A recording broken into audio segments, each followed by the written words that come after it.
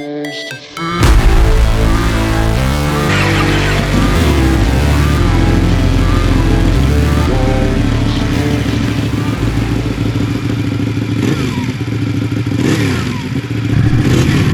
salut tout le monde, bienvenue sur ma chaîne. Aujourd'hui, petite présentation rapide de ma Panigale 899. Donc elle est de 2014. Donc on est sur un 900 cm3 en bicylindre en L de 148 chevaux. Il y a 10 mètres kg de couple à peu près à 9000 tours minute. Je vais vous la présenter. Allez, c'est parti. Oh là là, 8000 tours, comment ça arrache les bras.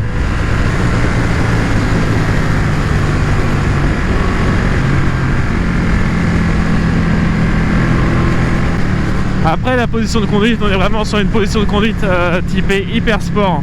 On est vraiment sur l'avant, les demi-guidons sont en dessous et tête de fourche. On est assis assez haut. On a les cale-pieds plutôt pas mal sur l'arrière.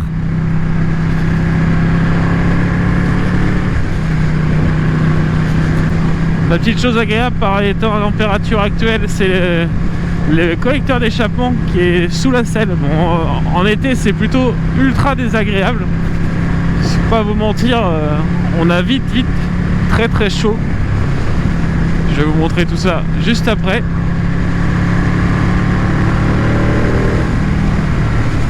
En termes d'aide à la conduite, donc c'est une moto qui est très bien équipée. Il y a un embrayage anti-grip dessus, on a le traction control, on a l'électronique de gestion du frein moteur, on a l'anti-wheeling et l'ABS qui est réglable aussi sur 3 niveaux. On peut carrément déconnecter l'ABS sur la roue arrière si on le souhaite. Donc pratique si on veut faire un petit peu de piste. Après pour la piste, le problème ça va être le bruit. Maintenant que la législation est passée en 95 décibels sur la piste, on est sur une moto qui d'origine sort 107 décibels. Donc même avec une ligne accessoire en thermie, on arrive à sortir 102. Donc en France, pour rouler sur piste, ça va devenir très contraignant avec ce genre de machines. Malheureusement. Qui sont faites clairement pour rouler sur piste, hein. Ça a clairement rien à faire déjà sur route. Alors j'ose même pas imaginer une 1199. La 1199 doit vraiment être un missile à côté de celle-ci. Mais il y a largement de quoi se faire plaisir. Le seul truc que je lui reprocherais, c'est qu'elle est un petit peu creuse en bas régime. Elle a un peu le comportement d'un 4 cylindres en fait. Elle va vraiment se mettre à marcher, arriver à 8000 tours. Alors que normalement un bicylindre on aurait tendance à penser que dès les bas régimes ça va nous tracter très fort. Et là c'est un petit peu l'inverse qu'elle nous fait, elle tracte. Mais on va dire que jusqu'à 7000 c'est pas une moto qui fait peur du tout. Elle est vraiment plutôt à l'aise. Et en dessous des 3000 ça a tendance à taper un petit peu, mais c'est pas inroulable en bas régime. Allez, c'est parti, on va s'arrêter et je vais vous faire le petit tour de présentation.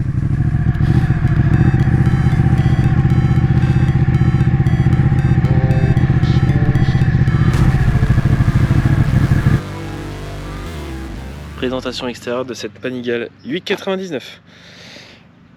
Donc regardez-moi cette magnifique Panigale. Donc après Ducati on aime ou on n'aime pas, mais franchement c'est très difficile de pas aimer quand même quand on voit ça. Dire que la moto a bientôt 10 ans, quand même, on dirait qu'elle vient de sortir. Honnêtement, elle n'a pas pris une ride. Bon, un petit peu avec les ampoules devant, je lui ai mis des ampoules LED pour éviter d'avoir cet effet jaune, parce qu'en fait il y a des veilleuses à LED devant, si je vous les allume. On a les veilleuses à LED devant, et au fait les ampoules halogènes, ça faisait un petit peu tâche. Donc je me suis permis de mettre des ampoules LED, donc ça coûte pas grand chose, hein. Pour 10 € 2 ampoules LED, ça permet d'éclairer mieux. Donc dessus en équipement j'ai rajouté la bulle WRS, donc une bulle haute légèrement fumée, le support téléphone quadlock qu'on peut voir ici avec l'anti-vibration, surtout parce que ça vibre un petit peu quand même, malgré que j'aurais pensé que ça aurait vibré plus que ça. Pour un bicylindre ça reste quand même assez convenable. Fourche Showa à l'avant, étrier Brembo. On est sur la ligne d'origine ligne d'échappement complète d'origine. Rien n'a été modifié. On peut voir le collecteur là, la sortie du collecteur sous la selle. Donc ça par contre je vous assure, à rouler, passer 25 degrés, on le sent très très vite. Passer 35 degrés, ça m'est arrivé de rentrer chez moi si on n'a pas un cuir avec la cuisse rouge. Honnêtement ça chauffe énormément. En pneu dessus je suis en Bridgestone S22. Donc très bon pneu, c'est du pneu plutôt je dirais sportif routier. Il reste assez polyvalent et en trigomme à l'arrière ça évite de détruire trop vite le pneu arrière avec le couple du 8 cylindres. Parce qu'on a quand même 10 mètres kg de couple et 148 chevaux en full. Donc à savoir que ces motos là sont sorties en, donc celle-ci est 2014. La loi sur les motos full n'était pas encore passée, donc elles étaient sorties en 106 chevaux et il fallait repasser chez les concessionnaires vu que la moto est équipée d'ABS pour la faire redébrider. Donc cette loi là était sortie en 2016, donc je crois qu'après 2016 elle avait été débridée, donc maintenant elle est bien en 148 chevaux, donc en full. Elle est la petite selle confort Ducati Performance aussi. Le capot de selle donc, qui était en option à l'époque, on peut toujours ajouter, on trouve toujours d'ailleurs les pièces chez Ducati. Je vais vous faire une petite présentation du compteur. Donc dessus, vous avez les modes de conduite. Donc là, vous avez l'EBC, c'est la gestion du frein moteur. Vous avez le DTC, c'est le traction control. L'ABS que vous pouvez régler sur 3 niveaux. L'ABS, vous pouvez carrément déconnecter l'ABS à l'arrière, sur la roue arrière. Et ensuite, vous avez 3 modes de conduite. Race, Sport, Weight. Donc weight, la moto en weight est bridée à 110 chevaux. Après en race, la réaction à la poignée est instantanée. Donc des fois, dès que les routes deviennent un peu humides, si on n'a pas trop de traction control ou qu'on le met au minimum, faut faire vraiment attention quand même. Je vais vous faire écouter le bruit tout de suite.